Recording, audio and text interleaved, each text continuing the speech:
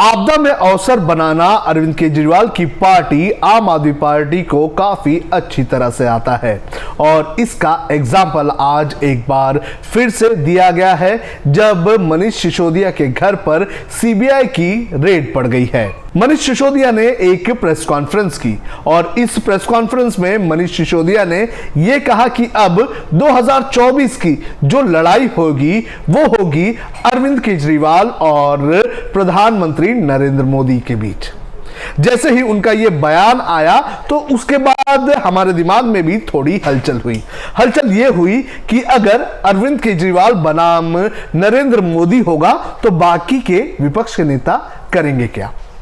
बाकी के कई सारे ऐसे विपक्ष के नेता हैं जो इस वक्त प्रधानमंत्री पद के दावेदार बनते हुए नजर आ रहे हैं और खुद के लिए तो कम से कम वो ऐसी कोशिश करते हुए दिखाई दे रहे हैं। इस खबर में मैं आपको बताऊंगा कुछ ऐसे बड़े नेताओं के नाम जो इस वक्त विपक्ष में बैठे हुए हैं और जो समय समय पर प्रधानमंत्री पद के विपक्ष की तरफ से उम्मीदवार के तौर पर अपनी दावेदारी पेश करने का काम करते हैं।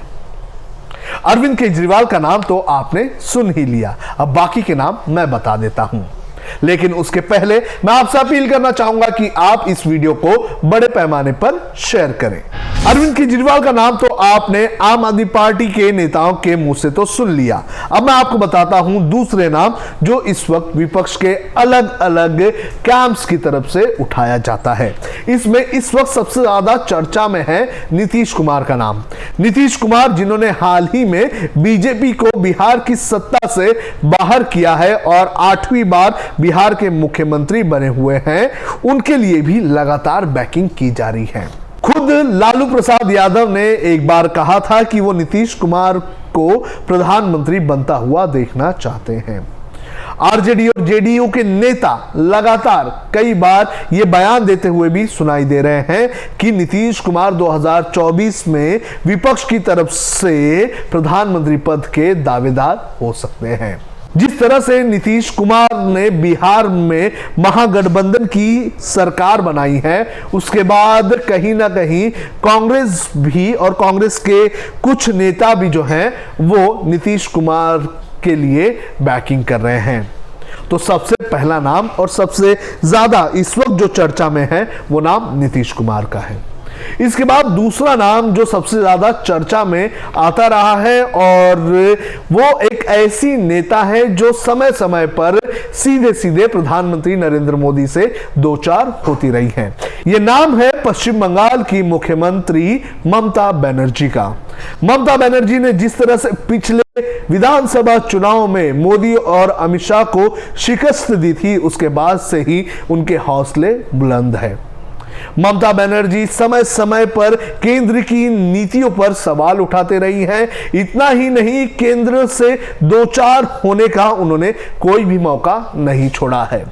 ममता बनर्जी और ममता बनर्जी की पार्टी से जुड़े हुए नेता लगातार ये कहते आए हैं कि अगर 2024 में नरेंद्र मोदी और बीजेपी को सत्ता से हटाना है तो ममता बनर्जी से दमदार दावेदार कोई और हो भी नहीं सकता है।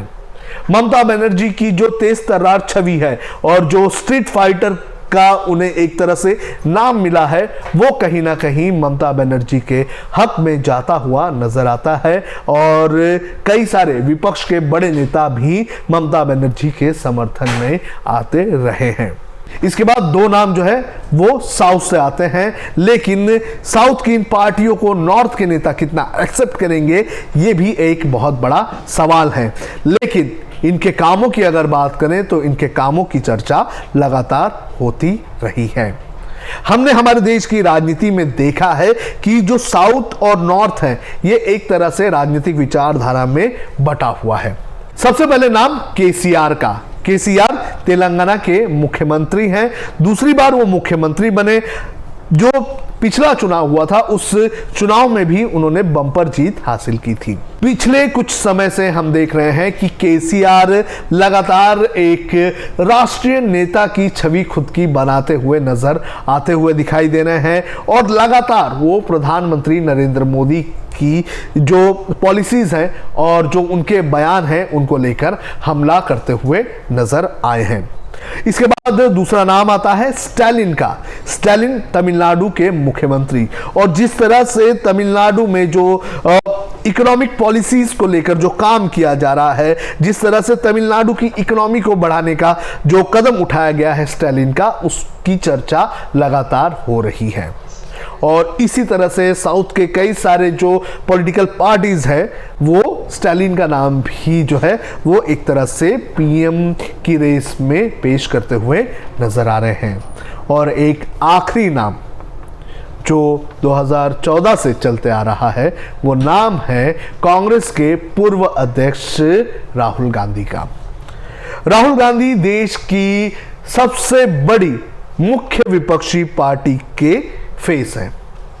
पहले वो प्रेसिडेंट थे पार्टी के, अब प्रेसिडेंट नहीं है, लेकिन एक बड़ा जो पार्ट है कांग्रेस का ही वो राहुल गांधी को 2014 में विपक्ष का पीएम पद का दावेदार मानता है। वो भी लगातार राहुल गांधी की बैकिंग करता हुआ नजर आ रहा है। ये कुछ ऐसे नाम हैं जो अरविंद केजरीवाल के अलावा प्रधानमंत्री की रेस की लिस्ट में नजर आ रहे हैं विपक्ष की तरफ से। तो चुनाव के बाद ही पता चलेगा कि कौन प्रधानमंत्री बनता है। लेकिन अगर विपक्ष के पास कोई एक चेहरा नहीं हुआ और विपक्ष एकजुट नहीं हुआ और इतने सारे नामों ने लगातार अपनी दावेदारी 2024 तक पेश करने का काम किया, तो जाहिर तौर पर इसका सीधे सीधे फायदा प्रधानमंत्री नरेंद्र मोदी को होगा। इन सभी नेताओं की अगर बात करें तो इन सभी नेताओं को एक साइड रखा जाए और नरेंद्र मोदी को एक साइड रखा जाए तो आज भी देश में सबसे ज्यादा पॉपुलर अगर कोई नेता है तो वो नरेंद्र मोदी ही है।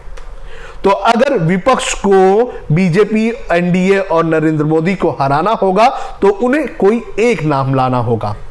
लेकिन जिस तरह से समय समय पर इन अलग अलग पार्टियों ने अपने नेता का नाम आगे किया है, उस हर एक समय पर जो विपक्ष है वो बिखरता हुआ नजर आया है। विपक्ष को एक नाम लाना होगा और विपक्ष को एकजुट आना होगा और एकजुट आकर ही वो बीजेपी को टक्कर दे सकते हैं। अगर इसी तरह से विपक्ष बिखरा रहा तो 2024 में भी विपक्ष के अच्छे परफॉर्मेंस की उम्मीद नजर नहीं आती है। आपको क्या लगता है कि विपक्ष की तरफ से कौन सा ऐसा नेता एक दमदार कॉन्टेस्ट पेश कर सकता है 2024 के लोकसभा चुनाव में? तो आप उसका नाम हमें कमेंट करके जरूर बताएं और इस वीडियो को भी आप बड़े पैमाने पर शेयर करें।